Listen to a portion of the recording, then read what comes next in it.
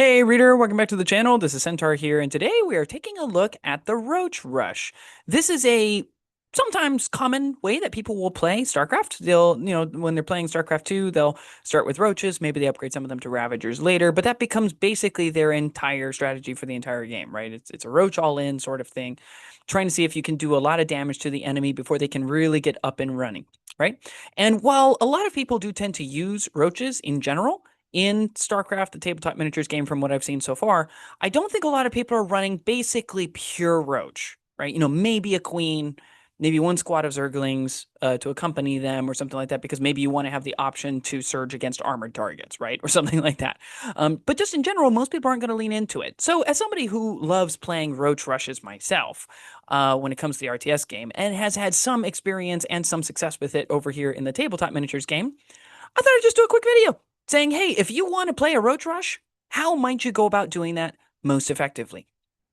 So to start off with, let's just take a look at what we mean by a Roach Rush, right? The parameters for what it is that we're going to be building out at different points levels, because there are different levels that you can play here with the StarCraft Tabletop Miniatures game.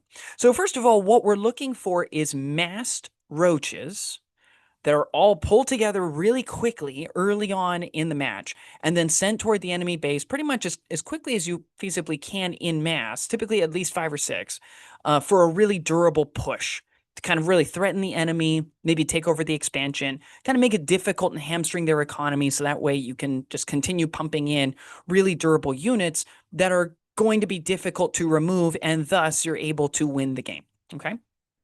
Typically, again, this is an early game strategy. The difficulty with delaying this is the fact that when enemy air power starts arriving, roaches can't do anything to that. So, it becomes problematic as they get more detection up and things like that. It means you can't tunnel around in order to easily save them, and it's harder to take advantage of your regeneration abilities, right? So, generally speaking, it's an early game, all-in style strategy. And it kind of relies on enemies not investing in anti-armor units early, right? So if your opponent's investing in Zerglings, if they're investing in Zealots or Adepts or, just, straight up Marines or Reapers, they're not going to do that much damage to Roaches, right? Whereas Roaches, who are strong against light units, tend to do a lot of damage to all of those. And so because of that, you can get a really good over-under on your return on investment on Roaches, okay? And in StarCraft 2, they can be very brutal, and this is how I typically play when I'm on the ladder, in as much as I am actually on the ladder, which is not very commonly because I have a baby. Um, but so, kind of leaning into what the advantages are of the Roach Rush, especially in the tabletop miniatures game, okay, which is different from the RTS game, though not as much as some people may think.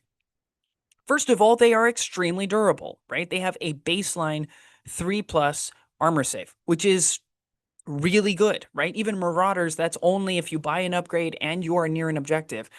Roaches can be in the middle of no man's land and still be getting a 3+ save, which is fantastically good, which means that while they don't have a lot of supply tied up into them, they aren't going to be coughing up very many victory points and supply removed either, which is really great. Second of all, they have 3 models, which is not a lot of models, but it means that their footprint is quite small, especially since they each get multiple attacks, right? When each of them is getting technically anywhere from 2 to 4, depending on whether it's the Corpser Roach, the Standard Roach, or the Vile Roach, for number of attacks each at range, it means you can get really, really good volume even off of just a few models, right? And it also means that being able to fit multiple units within range of an objective is relatively easy to do because each unit is not taking up an awful lot of space. You also do get Surge against Light, which kind of makes them a bit of an asymmetric unit, right? Because they are an armored unit that surges against light units. A lot of the time, you'll see armored units that surge against armored units, like Stalkers, Marauders, depending on how you run them, Goliaths. But then you'll also have light units that surge against light units, right? Marines, Zealots, Adepts, Zerglings at the baseline if you don't buy the Shredded Claws, so on and so forth, right? And, you do have some that kind of cross over. So as we mentioned, Zerglings with Shredded Claws, Hydralisks in general, they'll kind of cross over and they'll surge against a lot of stuff, which is great. But this is one of those really asymmetric ones where if your opponent's running a lot of light units, you might find that you're removing a whole lot more of them than they're removing of you, okay? And that is quite nice, especially when you're getting about double the save chance as your average light unit, okay? Triple in the case of Zerg units. The other nice thing you have is that you've got regeneration, right? So if a Zerg Roach starts the assault phase burrowed, it can heal two on itself for free. Right? It's a passive ability. You don't have to spend any resources. You just get it as long as you were burrowed before, which means you do have to spend resources because you have to burrow, right? So there's that. But it means it makes you quite a nice little unit for camping objectives because you, if you really needed to, you can just kind of, near the beginning of the turn, you burrow yourself. And if they want to shoot at you earlier on in the assault phase, they totally can. You just activate that unit relatively late, and then you get to heal two, and then nasty surprise on your Roach Warren pops them up, and now you can shoot and attack, or charge, I guess, in certain cases, right? Corpse Roaches are really nice for charging. So, in that sense, I think that's a really, really nice way to play. It means you can get quite a bit of wounds out of this unit, right? You can soak up a lot of damage um, on only 3 models, which is great. But in addition, and this is a key part to what can make a pure Roach Rush or a mostly pure Roach Rush really work, is the fact that they require almost no biomass themselves, right? The only thing they have that costs biomass, as we talked about, is glial reconstitution, which means if you aren't using that, everything else you have is passives, right? So they're not costing you anything. So suddenly now your tactical cards you can actually use for, the abilities on said tactical cards. And that is really, really nice because the tactical cards you have can make roaches highly, highly effective. And so, asking the question, can we actually do this? And the answer is yes. In fact, actually quite easily, both because roaches are core units instead of being elite units, so slots are typically not the problem. But in addition to that, it actually scales really well, right? If you're looking at a skirmish game up to 1,000 points, 1,000 I tend to find is actually not the greatest points level for it. I've done a lot of testing for that in preparation for the Nova Open. 1,100 is better mostly because you get 110 Vespene gas instead of 100 Vespene gas. But you can actually play this as low as 800 quite effectively. And we'll be talking about that a little bit later when we start looking through the list. But it is possible to play it at lower skirmish levels. You can play it at higher levels as well. At 2,000 points, like, it's still good. Don't get me wrong. But if your opponent is taking more anti-armor units, which with a lot more points they probably are, you might find that you're struggling to remove Marauders, Stalkers, Goliaths by comparison to how quickly they're removing you. Burrow or not burrowed, it doesn't really matter. It's going to be a bit of an uphill slog. Okay. It also doesn't strictly have to be 100% roaches, right? So, in the game, typically you'll build a queen. Just because, again, creep spread is nice. She's a little bit of air defense for your main base. She's good protection against Reapers in the early game. So similarly, like, I wouldn't have a problem with somebody running a queen as part of it. I still think you can call it a roach rush if it is predominantly that. I also wouldn't have a problem with people running, like a Zergling squad, both because, hey, it's nice to be able to give free biomass to the queen. So there's that. We got to take care of our queens. But in addition to that, like, it is very common to see a couple Zerglings being built just for scouting purposes, probing purposes right before the roaches come in, and to not give away the fact that you're doing a roach rush. And so I'm willing to give that, but I'm going to show you, even though it's not the strongest way to do it, ways that you can build this out with basically just roaches. Okay, because I think it's just more fun. And so toward that end, we're going to build some lists. But before we sit down to build some lists, we do need to talk over some things. In general, I recommend selecting your tactical cards and your units first, and then taking a look at missions and deployment types based on what your army style is. But because we know what our army style is for this specific build, we're doing roach rushes. Really, we should take a look at our mission and deployment choices and what we want to have potentially present on the table, because I think that's going to inform a lot of what we're going to want to do with the loadout of our roaches. So to start off with, when looking at mission and deployment choices, we'll start with the missions, okay? There are 5 standard official missions that have been released by Archon. We'll start with that. Obviously, if you're using the Zern Mission Pack or any of the others that have been created custom by the community, which you can find on the portal for StarCraft once you get access to it. For those of you who already have access because you're involved in alpha and beta testing, you guys know where to go. We'll just walk through each of these individually. I think Divide and Conquer is actually a really strong choice for you. Okay, first of all, because you don't take up a lot of space in each of the quadrants, which means they got to kind of move to get to you, which is good. If you have Burrow Ambush, getting to all 4 of the quadrants is quite easy to do, especially if you basically just hang out near the central objective with all of them. There's not a whole lot of reason to really spread out right? Just keep all of your roaches together. They can help each other. If they're all within range of that central objective, because they're within range of an objective, they add 1 to the amount of supply that they have toward controlling that quadrant, which is really nice. And of course, mission marker 5, the central objective, gives you an extra 2 VPs, right? And so that's nice, right? We love that. Basically, if it isn't char planes, it's going to probably be right smack dab in the center of the board, is where your mission marker 5 is going to be. So just halo everybody around there and just keep it filled with roaches. And next thing you know, you've got 8 supply hanging out on the central objective. That's 2 VPs per turn for a very long time, right? That alone won't win you the match, but it'll sure do a lot to help, right? And if they try to dig you out with light units, they're going to be coughing up a lot of supply in points to you as well. So in general, I tend to think this one is actually quite good to do. I think the biggest thing with it, though, is how burrow ambush works. There is a strategy for where you burrow ambush to initially, okay? First things first, you should be deploying with your burrow ambush to as far away a quadrant, ideally to wherever it's closest to your opponent as possible, okay? Because when you burrow ambush, you cannot deploy within 10 inches of an enemy unit, right? So if you get the chance to deploy first and there's no enemies on the board, deploy as far forward as you possibly can toward where the enemy is, because if nothing else, they can't get within an inch of that unit on a deployment movement, which is going to buy you a little bit of extra space for everybody else. And then try as best you can through burrow ambushing, probably not actual moving unless it's char planes, to be able to get to the other quadrants as quickly as possible. Save your own quadrant for a lot later. The only time that this really backfires is if you burrow ambush first, bring your units on, go really close to them, and then they like proxy barracks or warp gate or Zerg 6 pool or something like that in toward your quadrant. But if that's the case, then you just walk one of your roaches on in your own quadrant and headhunt that unit, which is typically a light unit, unless it's a marauder. If it's a marauder, stay away. Okay, if you possibly can, or burrow, so that way at least you get an evade save against them, because those guys hurt a lot. But again, because you can just walk onto a place in your own entry, it's not a major deal, right? It's really not a big deal. But you want to make sure that you're strategic on where exactly you go, so you can actually get as many units to the center as possible efficiently. With front lines, like, you can take objectives quickly if they're close to the entry edge. The tricky thing with front lines, though, is that you get more victory points on a given turn if you control an objective that your opponent controlled the last turn. So ideally, you don't want to take objectives first. You actually want to take objectives second. Obviously, like, if there's one that's right next to you, by all means, feel free to take it. Kind of the ideal scenario is that they hopefully proxy barracks or warp gate or Zerg 6 pool onto that closer objective.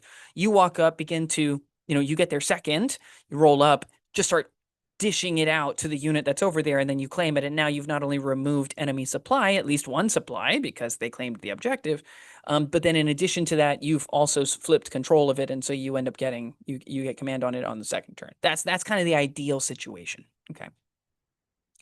And then you've got gather the resources. Don't do this one. This is a bad one for roaches, right? Like, the fact that you can only do the gather action in the assault phase is a turnoff for me 9 times out of 10. I will basically never pick gather the resources as a scenario for a step, as a mission to play with basically any army that I use. And if I'm the first one who's striking scenario choices, I'm going to strike this one every time because I just don't want to play it. But especially true for roaches, because our shooting is what we absolutely need, especially if we're going up against armored targets who can surge against armor, because we're on the downhill on that one. And so because of that, in my experience, it is a very good idea to just say, I'm not going to pass up all my shooting to try to gain 1 victory point, right? Because that 1 VP may cost me 1 VP worth of supply elsewhere, and then that's going to have a trickle-down effect to costing me more supply later on in the game because I just have less people around to stop the enemy, right? And so in general, if you're doing Roach Rush, don't do this one. This is a bad scenario for you, okay? Hold position can be effective if you can stake an objective first. Because the tricky thing with hold position is if your opponent's able to stake something with 2 supply, and especially if there's something like, say, I don't know, Terrans with supply depots, so they can make a 2 supply unit, a 3 supply unit, it can take you forever to clear off enemies from an objective. It can take forever. And if that's the case, roaches are paying a whole lot of points for not a lot of supply. So actually getting control of it later can be really difficult. And more than that, because of the fact that you want to protect your own colored objectives, while also trying to contest the opponent's other colored objectives, the opponent's colored objectives, you're splitting your force, typically on different sides of the battlefield, which means you can't really help each other. So if you run into issues or if they're able to slam hard to one side and then take care of movement shenanigans because, I don't know, stalkers, adepts, right? Protoss in general, right? If that's the case, you're going to find it really, really hard to work together and actually pull a win on this. They're going to be raking up a lot of victory points and they're going to be chewing away at your army slowly in ways that are not going to be helpful for you. So just, things to think about. Okay. You can do hold position. I've met with some success here. It is not one that I will typically select if I get the final choice. And then finally, supply drop. So because of burrow ambush, if you're okay with burrow ambushing, this is actually a really strong one for you because you can start the game typically on most of these, if not all of them, with at least something. And you can start punching, punching, punching, and then just see how long the game goes and how effective your army is at certain places, reinforce as needed in certain places. But like in general, this can be a really, really good start for you. Okay. Especially if you get the first drop, you get the first one, you can kind of reach out far. The opponent starts reacting to each of these different burrow ambushes that you do. It can be really, really good.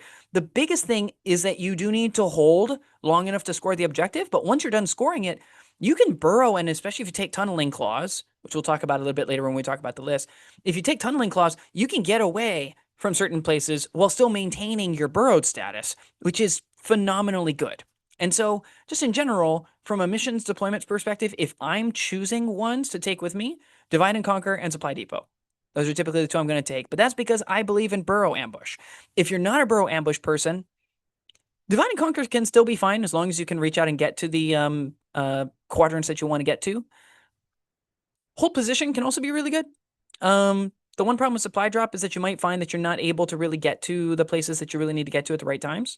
So, it's just a thing to think about. But in general, that's where I would tend to go. When looking at deployment choices, it goes back to, do you like burrow ambush and overlord or not? Right? Burrow ambush can drop you somewhere immediately, but you're also able to be shot. So you have to be careful with that. Overlord allows you to be placed at the end of the turn, which is quite nice, and allows you to easily get to within range of objectives. The biggest thing to remember about that is just making sure that you're kind of thinking 2 steps ahead to make sure that when you're placing the unit, one, you're going to have sufficient supply in order to place it. But second, and most importantly, for the purposes of roach rushing, that it's the kind of place where you're going to continually need to have that unit be. Right? Because getting around after that is going to be really hard. You are not likely to have creep in that area. So just things to think about. But if you are using burrow ambush or overlords, if you like corner deployment, something like Agria Valley at skirmish level or Typhoon is really nice because both sides are kind of deploying off of corners and the objectives are that you're trying to control are relatively far away from the corners where you deploy. So while your opponent will be foot slogging across, or tapping a tactical card, which is energy resources that they cannot use later, you use a passive ability on a card that says, I think I'd like to burrow ambush, right? And you jump over there, right? And if you're tapping Overlord, then you're tapping a tactical card. This is why I like burrow ambush. I typically have minerals to spare that allow me to be able to take a couple of these on a couple of roach units. And the result is that Viola, we can get where we want to go without tapping resources, which is really nice. If you're more of a side deployment person, you want to deploy on an edge, you can do something like Abandoned Camp or Breach, right? Where both of these, again, you got to go about halfway across the map. You got to go pretty far across the map in order to reach these objectives. Your opponent might still be foot slogging toward an objective while you're starting on one set of objectives that's close to you and possibly pushing ahead to some of the objectives that are on their side of the map, especially if you want to just declare a move action in the assault phase, which is really, really nice. So just in general, if you're using burrow ambush, these are the kinds of maps that I would choose. Okay, as at least one of yours, depending on whether you're more of a corner deployment or side deployment sort of person. And then if you're not taking those, then for your corner deployment, I would recommend something like Dirt Side or Acropolis. These are similar to Agri Valley and Typhoon in terms of how they break up. Although in both of these cases, also you have split deployment zones, so you're deploying off of corners, but they're split up a bit. But the big thing is that the objectives are only like 6 to 10 inches or so from your entry edge, which means you don't have to have burrow ambush or overlord or invest points into maneuvering shenanigans. You can get to yours relatively easily And then it's just a matter of pushing up over to where the enemy is, right? Which with a good enough armored thrust, which roaches can do, it can work out pretty okay, right? Not having it. Similarly, with side deployment, something like Frontier or Gauntlet, you'll find that the objectives are far closer to you than they would be on the other side, which means they're also going to be closer to your opponent. It's going to be more of a mirror match sort of game where you're both starting in control of objectives. But it also saves you points on minerals and Vespene gas, which is nice. If you're looking for the always good, in my opinion, for a Roach Rush specifically, it's Char Plains and Proving Grounds, which we've reproduced over on the right-hand side below, over to the right. And the simple reason for this is with Burrow Ambush, you can reach out to any of these objectives, whether you are red player or blue player.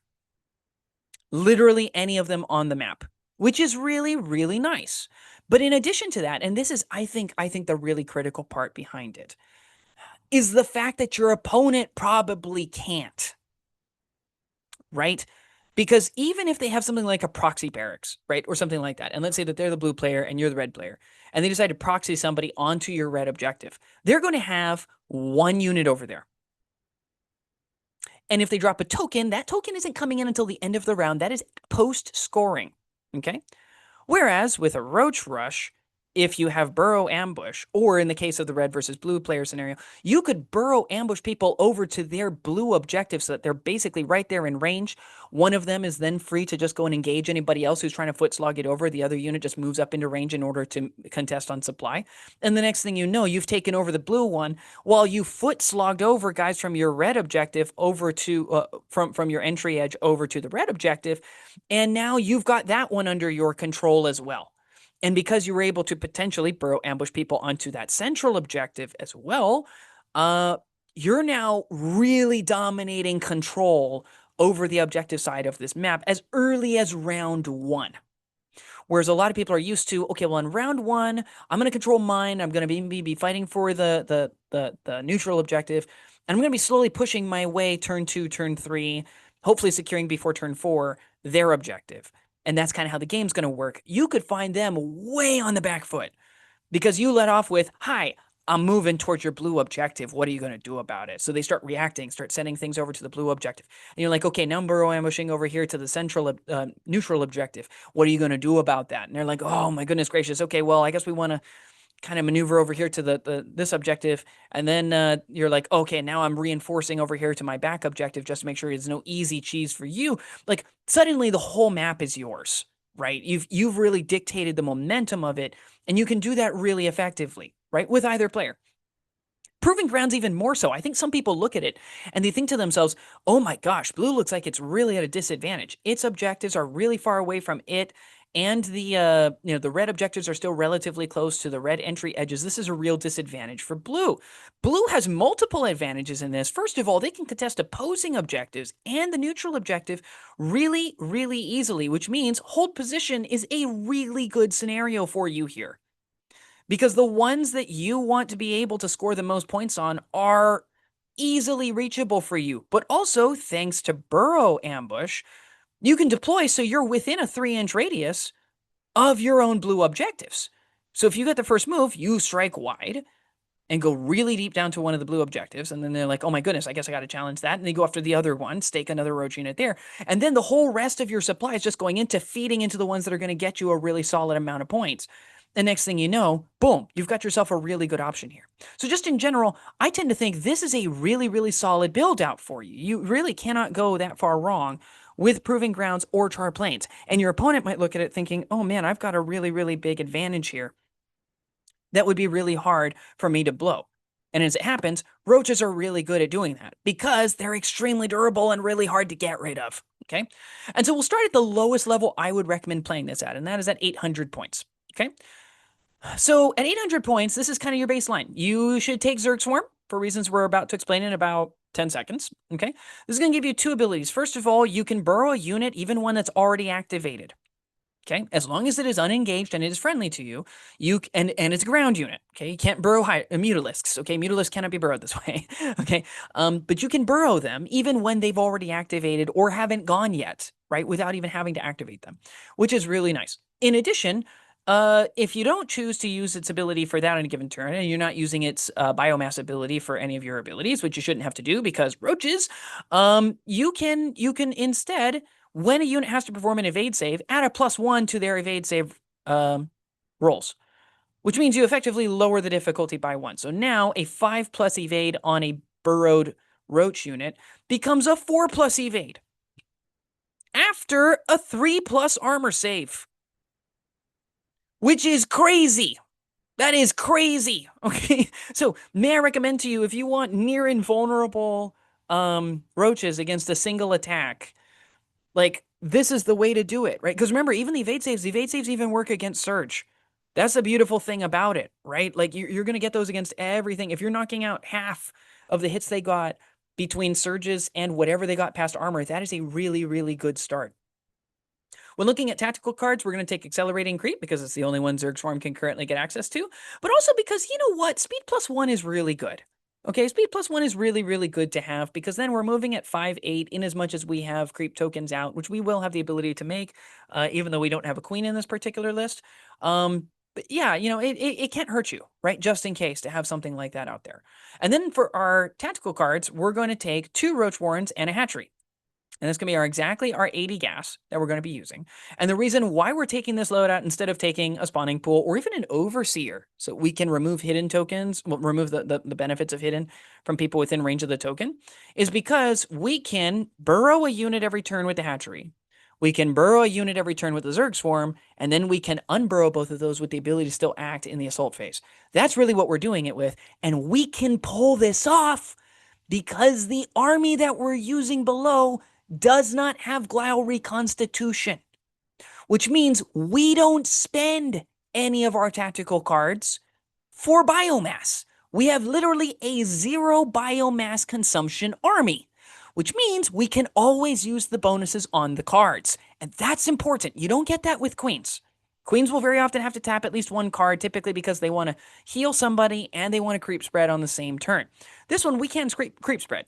We can lay down 1 creep tumor every turn as long as we're cool with popping the hatchery, which if we don't need to burrow 2 units on a given turn, then you don't have to, right? If you chew through units in enough places in a single turn, you might find, we don't need to burrow anybody. Maybe we burrow 1 because what else are we going to use Zerg Swarm on, right? Because we're not going to get evade saves unless somebody's burrowed, right? So hey, maybe this turn now we spread some creep and make it so we can maneuver a little bit better between each other, right? So things like that are things that you can do. But the primary reason why we're doing this is that we can burrow in the move phase.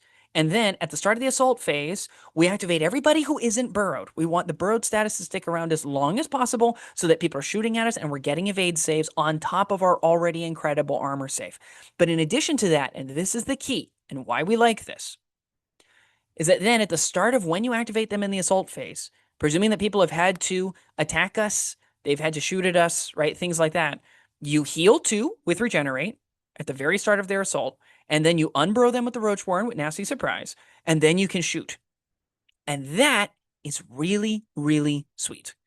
And so, toward our unit choices, here's how I would build it out. I would take a unit of Vile Roaches. They're going to have the Hydrotic Bile, because you should always take Hydrotic Bile. It's totally worth the 10 points you pay. And Burrow Ambush. And this way we can move it up very aggressively, and they're getting 12 shots. As long as you have all 3 of them. 12 shots, surging D3+1 against light targets, hitting on 3s. That is on average 8 hits against anything. That is 3-ish of those hits becoming 3 wounds against light targets unless they get an evade save, which they may not get. A lot of units don't, right? And then anything else that they don't save, which on a 5+ or a 6+, you're looking at 4 to 5 wounds on average, 3 to 5 wounds or so, depending on what it is that you're shooting at.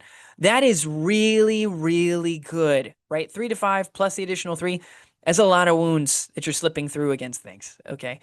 You're really, really going to punish light stuff. And even against armored stuff, the fact that, yes, you don't surge anything, 8 hits, even if they're blocking on a 4+, that's 4 wounds, which is a lot, right? So, just in general, This is a very aggressive unit that's going to help with chewing through enemy stuff relatively reliably.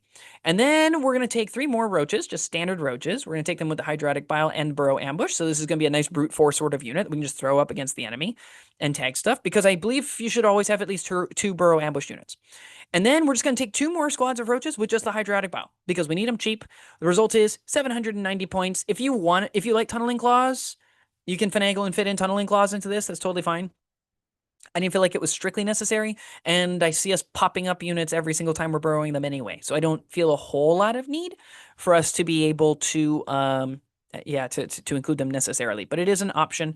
The result is we only have 4 supply at 800, but that's actually pretty close to normal. At 800, it's pretty common. Most people are only going to have 4 or 5, unless they're going really upgrade light and they're just going for max bodies, at which point, like, yes, they may end up having more supply than you. I think you'll chew through their supply before they chew through yours, though. And that's the real advantage.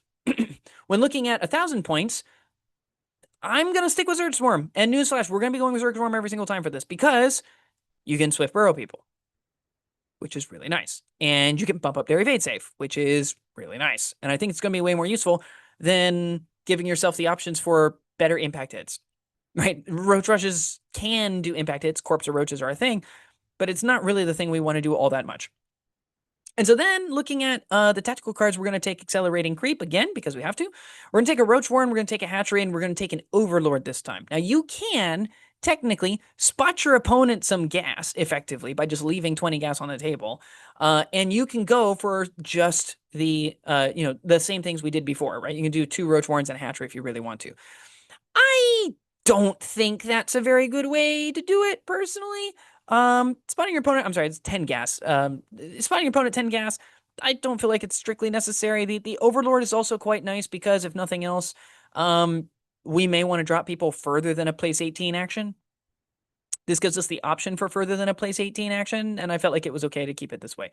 It also means that if you did end up wanting to trade things out and take a queen to assist this force instead of just running straight roaches, then you'd have some easy biomass you can tap for her that isn't necessarily on tap for the roaches, right? So we're keeping everything nice and separate and easily codified, so we can work everything well.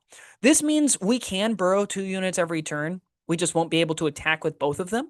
So make sure that the units that you're burrowing are units that are likely to be attacked, so we can get advantage of that evade save. But make sure that they're also, they're not units where you absolutely need to be attacking with both of them in order to remove critical supply, okay? Because you won't be able to. It's also worth noting, and a quick reminder to you here in case you're new to this, a burrowed unit does not contribute supply to controlling an objective. Okay, so this is part of the reason why we want to unburrow everything before the end of the status phase. Okay, when we get to the scoring and cleanup phase, we want to make sure that our units are unburrowed if they're in a critical spot where they need to be contesting an objective. Okay, because otherwise they counter supply 0. And then when looking at unit choices, it's going to be very similar to the last one. We're going to have 3 roach squads of Vile Roaches with Hydrotic Bile and Burrow Ambush, because 230 points is really good value on that. And then we're just going to have 3 more squads of roaches on top of that, just with the Hydrotic Bile. No Burrow Ambush on this, but we're ambushing up the stuff that can also make it harder for the opponent to hit, which I think is fine. Complete aside, this is also one of the nice things about the Overlord.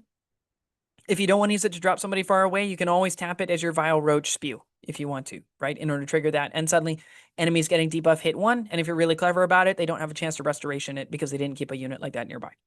And the result is, it's only 5 supply, which is pretty low for 1,000 points. Typically, you want to have around 6, possibly even 7. I've seen numbers as high as 8. But in general, this 5 is going to go a while. That's the thing. And if they are taking 7 or 8 especially, they probably went with light units, right? Unless they went with completely unupgraded roaches, which is unlikely. So toward that end, I think what you might find is that you're going to have a you're going to have a pretty nice, pretty steady grind against the enemy that should generate more supply off of them than you get for you, and so you should be able to flip everything as the match goes on. At 1,100, this is actually a surprisingly good one for them, and arguably, as I mentioned at the beginning of this, better than 1,000 points. And the simple reason why is because now you can do 2 hatcheries with 2 Roach Warrens. And I would still take these with Zerg Swarm, even though technically you could switch this one to Kerrigan Swarm. It's worth noting here, especially if you want to maybe switch out one of these units for something else that maybe benefits from impact hits a little bit more, right? Take a Corpse or Roach unit or something like that. You can do that. The reason why I still like using the Zerg Swarm on this is that now I get to burrow 2 units, and I'm saving Zerg Swarm now for buffing evade saves. So now I can get a burrowed unit that gets a 3+ armor with a 4+ evade save, and I can still get both of them out, right? It's allowing me to maximize on all the benefits that roaches give us, right? We're getting maximum healing and regeneration because we're burrowing quite a few units. That's the other thing too. You could also just use it to burrow another unit that you don't strictly need to attack with, but it's taken some hits, and you're like, well, I just want the regeneration too off of it, right? And so, like things like that can be really useful. But then here, I think you stay at 5 supply. You stay at 5 supply and you just bump up to 3 Vile Roach units now, and then 2 normal Roach units. And we have enough points to be able to give Burrow Ambush to one of those other Roaches. So now we've got 4 units that can Burrow Ambush if we want to. Another one that's walking, but there's typically an objective that'll be relatively close to you, or a shenanigan enemy unit that came through where walking will get you within range of them. And in either of those cases, this guy's going to do just fine. But the result is we can be attacking with a lot of units very early on. We can burrow quite a few of them if we really want to. We can still jump up and attack with a lot. And I think that that is really, really powerful. And then finally, at 2,000 points, I would do something kind of like this. I would take 3 spawning pools for starters, which is kind of weird. Here's the reason why. Number one, if you do end up getting involved in close combat, vile roaches, corpse or roaches, it doesn't matter. They only hit on a 4+, which is not very reliable. Corpse roach might be slightly better, but I feel like they're not. I feel like they get better on impact hits, and I think that's about it from a melee perspective. From a hit perspective, and the fact that you don't get any surge means you are really hit and miss when it comes to damage that you actually deal. So being able to take 2 of your misses and turning them into hits could be really, really good for you. Okay. But in addition to that, and this is the key part, we're running 4 Vile Roaches, which means I want to have biomass on tap for debuff hit 1. Okay, that's what I really, really want. We want to make sure ranged attacks are not hurting us all that much. And the 3 spawning pools, worst case scenario, is insurance that we can get off Vile Roach spews every single time if we really need it. And then we've got 2 Roach Warrens, we've got an Overlord, and we've got a Hatchery. Now, it's worth noting, you can switch out this Overlord if you want to for another Hatchery. Okay, it's technically possible. I tend to think that it's better to keep the Overlord because, again, you might need more mobility. And worst case scenario, we Zerg Swarm and Hatchery to burrow to, and we pop people up with Roach Warrens, right? The other thing too is that, again, like worst case scenario, if you only burrow 1 unit on a given turn because maybe only one of them needs it, you can always tap the Roach Warren for your Vile Roach Spew, right? You can always use it for inflicting debuff hit 1. So it's not like it's being wasted if we don't have 2 things that are being burrowed so we can unburrow 2 things. That's not really a waste for us. I tend to like this setup. I've used this one quite a bit and met with quite a bit of success, mostly because, again, this is an entire army where if the opponent invested in things that surge against light, which is extremely common, Adepts, Zealots, Marines, if they invested in stuff like that, Zerglings on base, right? They're getting nothing for all of that, right? We're getting full armor against all of it because nothing in this list is light. All of it is armored. So suddenly, Jim Raynor with his C-14 rifle, sure, he gets a good burst of fire, and he fires a lot of shots, and he is very dangerous, and he is an opponent you should respect.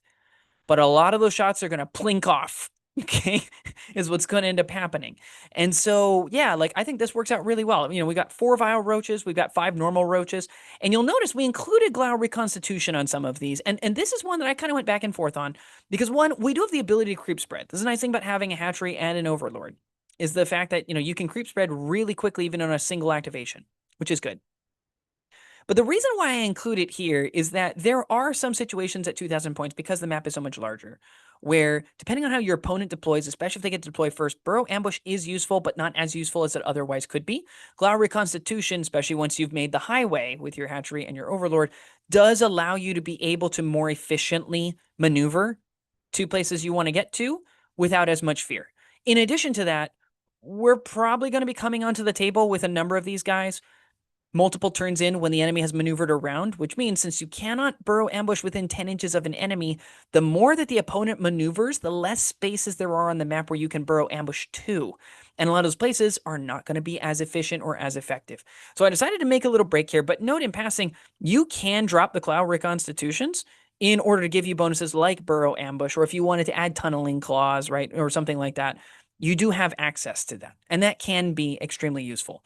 Once again, I feel like Hydrotic Bile is always a good choice. So I will always take that because for 10 points, getting a really, really nice surge against something that's very commonly going to be present in some way, shape, or form, if for no other reason than people like supporting units, then I think that that can be really, really useful. And again, I'm not saying that Roach Rush is the most efficient way to win with Zerg, right? Because this is the video, right? This is the end of the video.